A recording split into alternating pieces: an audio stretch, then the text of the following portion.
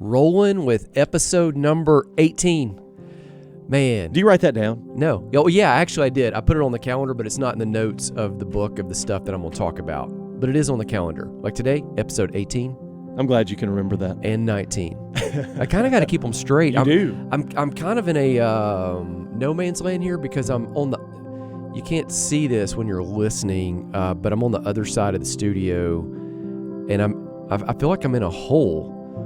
It's the same size stool, which makes no sense that I would fill in a hole, but I got like all this. Zach's got a... You're surrounded by equipment now. He's got a big TV. He's got a little screen. He's got a camera. He's got all this other stuff. It's a perspective difference. It's the same as if you've ever been on a ladder and you're at the bottom of the ladder and look up, and then you get to the top and look down. It looks completely different, even though it is the same distance. Absolutely. That's what it's like being on the other side of the studio. All right, so today I want to discuss really this book that I've got. It's called Stronger. I'm holding it up right now. I'm going to flip through it so you can hear it. It's like that's a real book, and if you look down in the show notes, you can get the audio of this completely free. I'll put a link down to the book there as well, to where you can buy that. I don't want to talk through the content of the book because you can go get that. There's no point of me doing that. Like, you can just go grab that. I do want to talk to you about the book because here's the dilemma with it. Sometimes the stuff that you do, it really comes down to a matter of timing. It's an issue of not what you do, but when you do it. And I'm going to get you there the long way because that's really kind of how this book came to be. This was released about 2 years ago, but I started working on it. You go way back to 2018, and then even longer in the rearview mirror than that. So let me kind of set it up, and I'm going to take you through the story. And here's why we want to talk about it, because you're listening right now. You may have a dream or a project or something that you feel like God has certainly called you to do this thing. The dilemma is it seems to be taking so long. And then let's add this other layer of failure and frustration and absolute chaos that tanks it right in the middle of it. And sometimes that chaos is the result of other people's actions. Sometimes it's the result of yours, and a lot of times it's both weighing in. So that's kind of where we're going to head. All right, here we go. 2018 February. I am at a volleyball tournament, and I'm there working kind of in the vendor hall. We had a business going on that had supplements, essential oils, that sort of thing. Different era for me, different chapter of life. But I'm there working in the vendor hall. One of the girls is playing, and the whole time that I don't have customers over there dialoguing with me, I am making some notes to teach at an event that's coming up for men. Twice a year, I was doing this event for men, really kind of in the business space with that company independently, but we were helping guys build their business and then also grow in faith, fitness, with their family, in whatever work they were doing, building stronger relationships, moving forward. And so I am taking down some notes of some things that I want to teach in really what would have been kind of a bonus session at that event. And I'm writing notes on what does it look like for men to lead in their family. All right, so I mean, just put a pin in that right now. That's one of the biggest issues that you face in society right now. You go into a lot of churches and they say, hey, men should lead. But then churches notoriously raise very nice guys that look less like William Wallace, and they look far more like a Levi's Dockers ad for Sears or JCPenney. You look in culture and you watch a television show, and most of the time, the man on the show looks like an absolute idiot. I mean, years ago, I used to like the show This Is Us. I was shocked that they had made the father in that show imperfect, yet so strong, which is classic. Like, guys are imperfect. It's what you want. Yeah, in a show like that. Yeah, but he was strong. Yeah, I mean, and he loved his family profusely despite his imperfections and kept leading them. And it's odd. I mean, today, like, we're even dialoguing and fighting about how many genders are there? And are we really, quote, assigned gender at birth? I was watching, I mean, not to be crude, but I'm watching a documentary Matt Walsh has out. What is a woman? Yeah, I think it's about a year old. And somebody gets on there, a sociologist or something, and says, oh, it just seems a little bit discriminatory to me to look at a boy when he's born or a baby when he's born and go, oh, we're going to call it a male because there's this little bitty penis right there. And you're like, what? That's exactly the point. I'm like, we're really, and then I saw someone else that had posted, it was a shirt on Amazon, and the shirt said something like, there are more than two genders, right? And so you look at it, and then you scroll down from the shirt to look where you put your size in, and it said male size, female size. So there's more than two, but there's not 77 options there on sizing. Yeah, how do you want this thing to fit? Right. It's going to be this or that. So amidst all of this, I'm really dialoguing, writing down in the notes, okay, what does it look like to actually be a man? What is the biblical standard of a man? What does leadership look like for a man?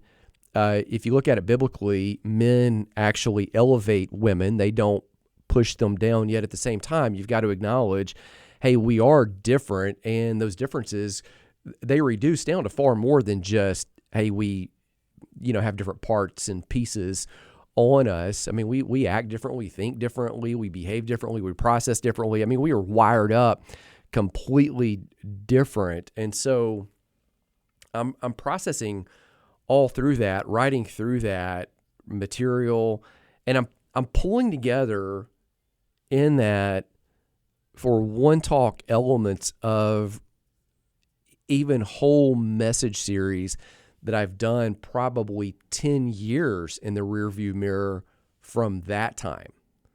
So this is like a lot of ideas just kind of coalescing, pulling it together. I'm typing it there in the computer, and then that same weekend, the bottom falls out in my personal life in the marriage while I'm working on all of this. Now, it always looks like it's the straw that breaks the camel's back, but yet, I mean, to use that phrase, it's not the straw. I mean, like the straw just happened to be the final thing, and so you can look at stuff and always go, well, it was that. It's never just that. There's so many more elements, but like, to be clear, to be kind of quick through here's kind of the progression of how things went is, that evening. And obviously there was more personal stuff going on than just kind of what I've told you so far. My ex-wife, didn't feel comfortable sleeping in the bed with me, so I slept on the floor. And then the next night, she didn't feel comfortable sleeping in the same room, and so I slept in the attic, which sounds horrible. The attic was a built-out office that was in the house. It was like a living room. It's where I had all my stuff. It's where I worked out of it. It was big, kind of like the size of the studio.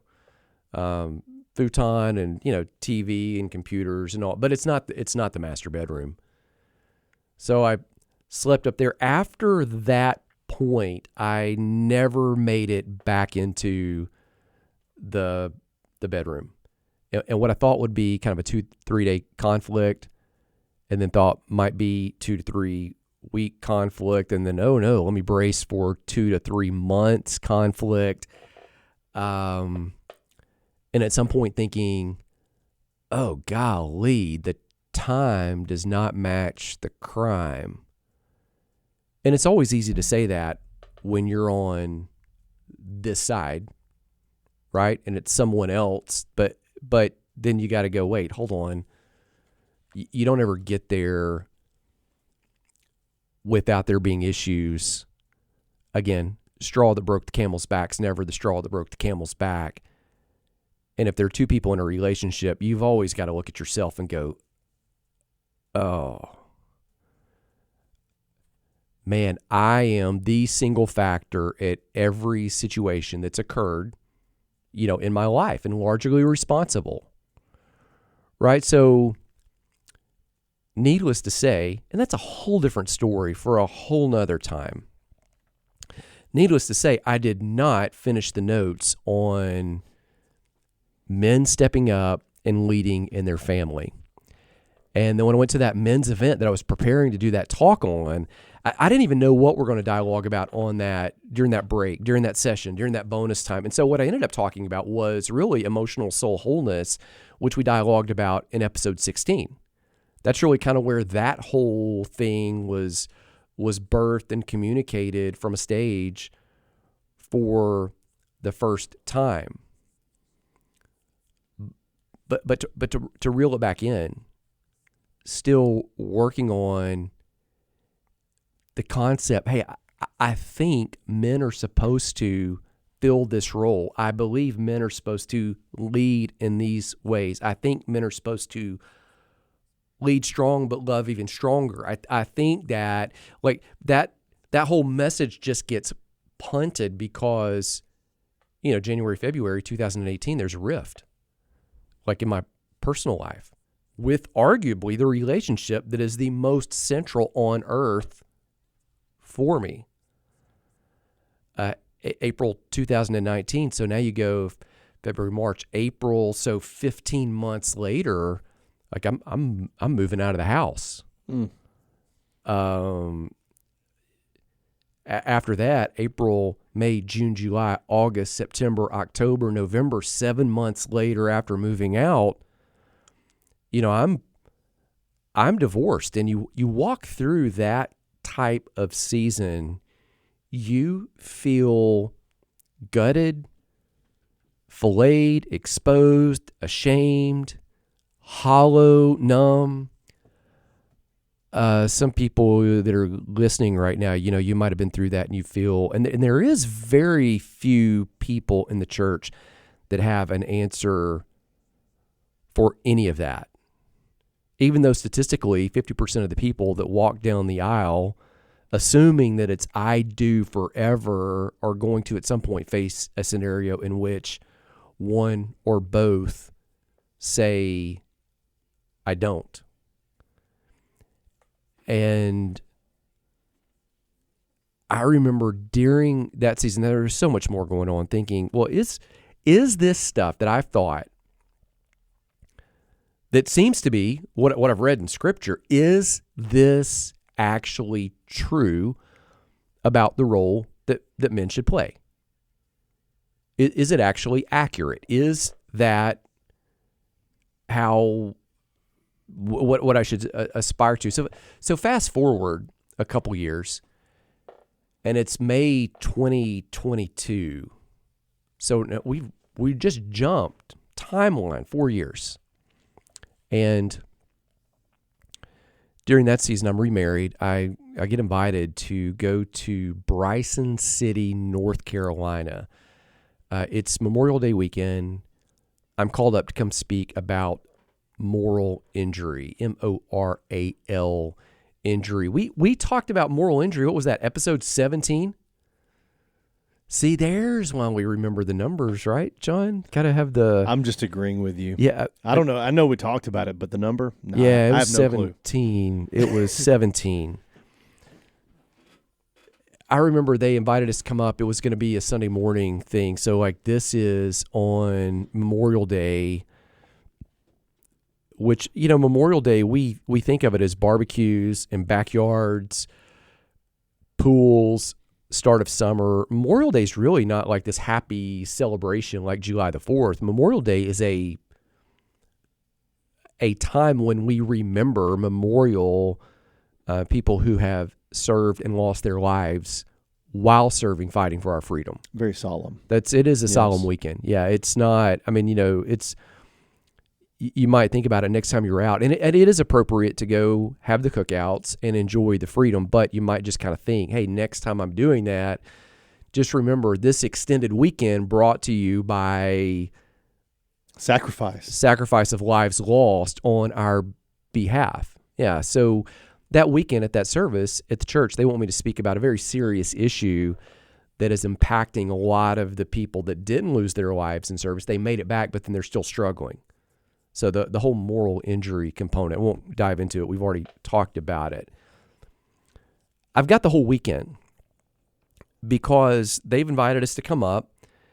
It's Bryson City. It's this really cool town. Have you watched the Netflix series Virgin River? No. Oh, are you even on Netflix, or did you guys boycott? I mean, I have it. I don't use it that much. You don't have time. The kids use it. No, I don't have it. I don't have time. Because you're doing all the other there's 3 basketball games this week. Coaching and shenanigans, and it's all the. All right, so Virgin River. Okay, so if you're listening and you've watched the show Virgin River, Bryson City is the real life version of Virgin River. It's this small city. It's on a river, hence the Virgin River. It's so posh that people from all around, it's in North Carolina, but it's about 20 miles from Gatlinburg. But it's not, Gatlinburg is kind of Vegas for hillbillies and rednecks, and that, you go to Gatlinburg, it's pancakes, it's T-shirt outlets, what else? Candy, go-karts, some arcades. Yeah, it's just all of that, which I've enjoyed. I've been up there, so I'm not excluding myself from that. Bryson City is 20 miles from that, and it's kind of this pristine small town where people actually set up permanent campsites with these, thick canvas, really nice tents, or they pull in a camper and they just leave it and they go back there year round. Oh, wow.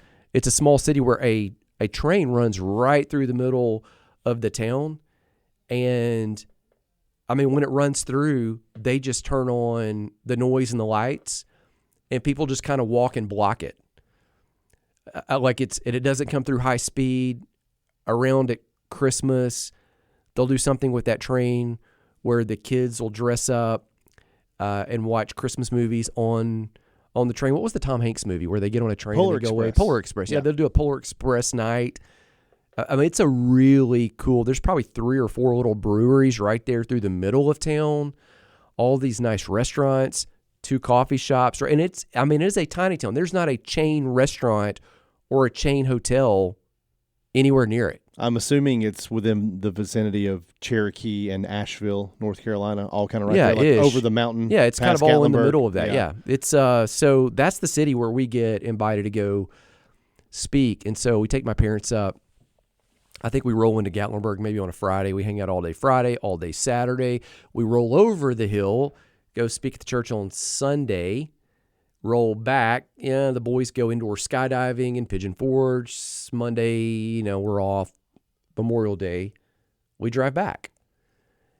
So that week, I'm speaking with the pastor, just, he's filling me in on, hey, here's kind of what happened, and here's some of the feedback. And it was all great. He invited me to come back to their church later in the summer, like August-ish, to speak to them at what would be their annual homecoming.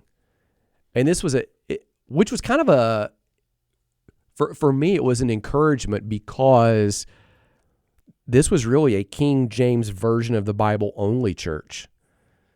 So it was not a great cultural fit.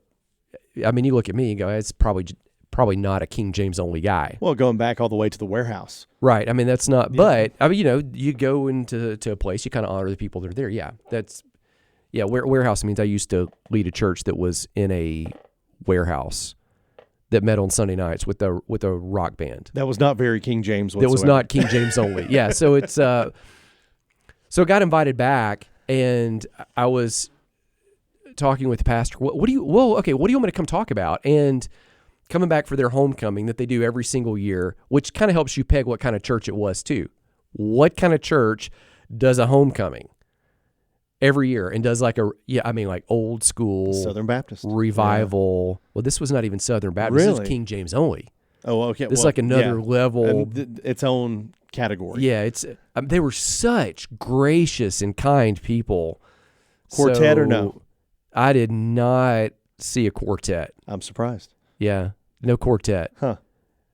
All right, so the pastor says this: I want you to come talk to people about what's their purpose, what are they here for, which was great. I had a resource already developed on that that I could talk through. That's one of the core things I teach about.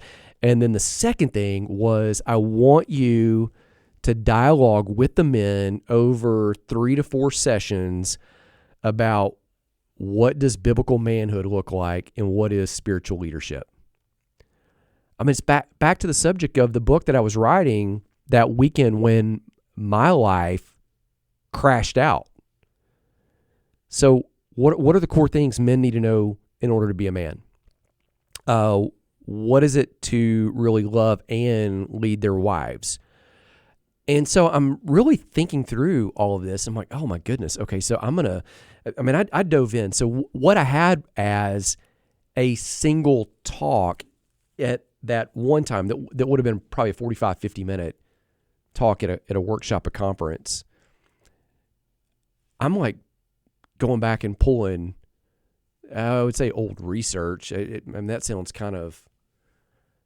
sounds more like a professor than kind of a practitioner. But I'm pulling old messages. I'm pulling old ideas. I'm pulling previous. Yeah, I'm pulling stuff that not old, but previous ideas. I mean, even stuff you go through a divorce. Here's one of the things you do. You start thinking about, oh golly, I made so many mistakes in that. Not just in that season, that final season, but you kind of do life in the rearview mirror, and you go, okay, what in all of life would I do different if this opportunity ever comes up again? Like what? So, man, I had all that was going to be dumped into this.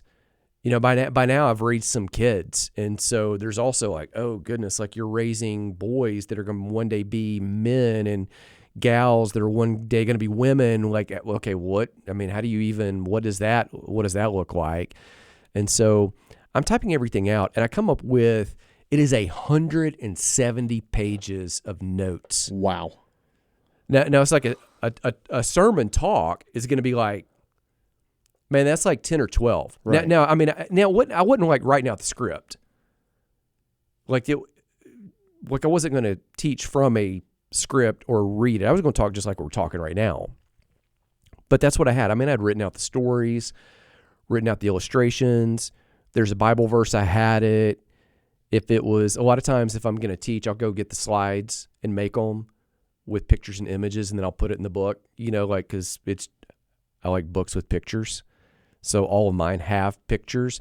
And so some of that was in there. So it wasn't like 170 pages, single type, spaced words. It was like a 170-page book, so I thought, okay, I can't cover all that. So what I'll do is I'll cover like the 3 hot ones, and then we'll dialogue one day during lunch, and then I will leave them with a tool behind this book. And I did the audio book that's down in the show notes. You can get absolutely free.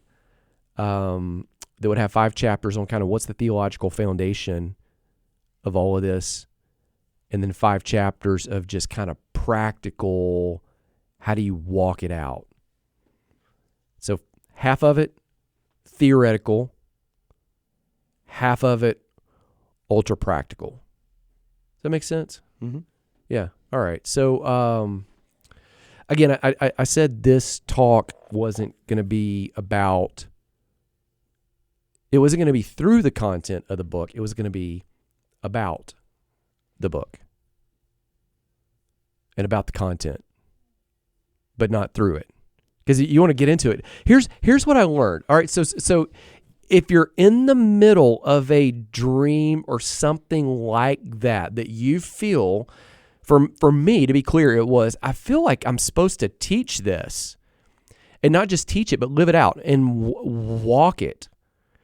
Here's the dilemma: is so often you've got this dream, and then it doesn't happen as quickly as you think, and then it gets derailed, and sometimes it gets derailed by stuff that was either someone else did it, or either you did something that caused it. Right? I mean, just like, I'm going to teach this stuff about men leading strong and loving stronger, and then big area of failure. And you look at it and go, man, I've got to take responsibility for that. So here's some of the things that happen during the wait. What's our run time right now, John? We're about 25 in. Oh, right at 25. Right too, at. by the way. All right. Yeah. So here's what happens during those seasons of the wait. All right. Let me give you. I got 7, man. I don't even know if we're going to finish that. 7 things that happen while you're waiting. And, if we don't get it, we'll just pick them up in the next one. Do 3 now and 4 in the next one. Yeah, we'll see. All right. So here's what happens during the wait. Number 1, when you're waiting, I'm going to make all these start with P. Just because. Number 1, when you're in the season of wait about a dream or a project that you've got going on and you feel like there's providential leadership on it, what's going to happen is your prayer is going to get answered in the right way. So you're praying what you think, and what you find out on the other end it doesn't work out is sometimes the thing that did not work out for you in your mind actually worked out for you in a higher level, and that does not necessarily erase the hurt and the pain that you go through in order to get there. So the prayer gets answered in the right way, not necessarily what you thought, and it's not always clean, clear, and tidy. I'm not saying that'll preach like some people do. I'm just saying it's true. Number 2, the people. So what occurs during that long, protracted season of wait is some people leave, and then other people come into your circle of orbit and into your realm of influence, and also they're influencing you, that did not exist the first time when you started on the dream. Now, it's easy to look at that and this would just be too tidy if I went, well, hey, I was married to a different person before. Now I'm married in a different, so let's don't make it that tidy. I'll give you a different type of example. Years ago, I was leading in a ministry, and one of the guys that was leading as the director of operations, he was a really nice guy. But it became apparent in the rearview mirror that he was basically undermining me. And I don't know that he was always doing it intentionally. It was a very subtle, over time, undermine. And again, I don't think that he meant to. I think that he thought he could just lead it better at a higher level. And we were moving from a location in one area of town to move that ministry to a location in a different area of town. And I was kind of wondering, man, is he going to sabotage this, or is he going to make the transition? And at some point, he did actually try to sabotage it, which means I guess he was at some point proactively for a moment working intentionally against me. As I prayed more about it, the Lord showed me, hey, he's not going to make that move with you. And I didn't have to confront him. He graciously made an exit, which was part of what came in the prayer. And as we moved, and this was over the season of a long, protracted wait, made the move, and when I got to the new place, another guy was praying for somebody to replace him, walked through the door, and was introduced to me by a trusted friend one day, and I just knew that's the guy.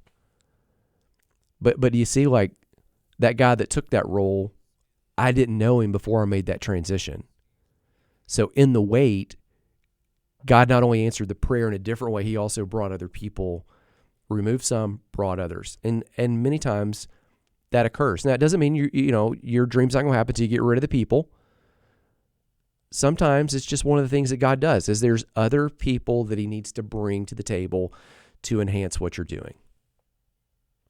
Number 3. Let's just call it this. Preparation and skill happen. So you learn. So when the years pass and it continues occurring, the wait, you acquire all of these lessons and all of this information and all of this interaction and all of this experience that you really couldn't acquire in any other way. So the only reason I think that I know how to do this stuff online now, and to podcast now, and to publish books now, and to do the audiobooks and all that kind of stuff, to where you have this book in this format, to where when a pastor calls, says, hey, can you come? You got 3 sessions. And I'm like, oh, I got 10 sessions worth of stuff. The only reason I know how to publish and do all that is because during that wait, I was doing some business, and in the business learned how to publish and learned how to do the online landing pages and the email funnels and the podcasting and all of the other things that later I was able to import into ministry. Does that make sense? Mm-hmm. So you acquire things that are along the way, and some of the things you acquire, it's preparation and skill. What's the time at? We're at 30. All right, I'm going to do one more, and then I'll pick up on the next one. All right, so number 4, here's what happens. Provision kicks in. Meaning, and I would not say, don't limit provision to just money and stuff. Right now, my wife is working on a book about God's provision. I'm going to bring her into the studio, and we're going to podcast about it in a couple weeks. I was going to bring her today. She's like, I'm not ready. Because she thinks if she came, then like she wouldn't finish the book. So she wanted to finish the book and not derail finishing the book to come talk about the book. So like she's got a timeline that she's trying to hit. It's going to be awesome. And she says one of the things that you need to do is not limit God's provision to just money and stuff. Although it includes that. But this number 4 thing of 7 is that during the wait, God not only answers your prayer in the right way, people come to you, preparation and skill grows, provision, he moves assets your way, tangible needs that are met. I'm going to give you an example. I dialogued about the GY6 project. We've talked about that. I wrote that. That sat on the shelf for a year and a half. I wrote it. It was blessed to be written. And then I was working with a different organization, and they said, we're not doing that. After, in my mind, it was blessed to be written. And now, in fairness, I don't think they thought I would run with it that quick and then get it cranked out that fast as it did. But it sat, and oh my goodness, it was so frustrating. Because you think, man, I had this green light. It was something I felt by God leading me to do.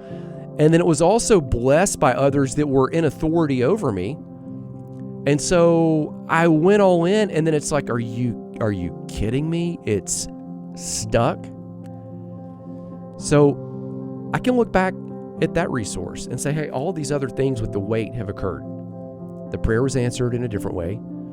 Other people, volunteers, and connections have come into the circle of orbit that did not exist relationally when I first started that project. The preparation and skill and the capacity that I have to communicate that content has grown. And then also some of the provision, some of the things we're doing right now with the fundraising run, some of the provision that we're doing right now with churches and other nonprofits that are partnering with us, that are bringing in relational connection, finances, other elements, all of that grows during the wait. You see? All right, so let's just land it right here. We'll pick up next episode. Next episode will be episode number, you counting? 19. That'll be 19.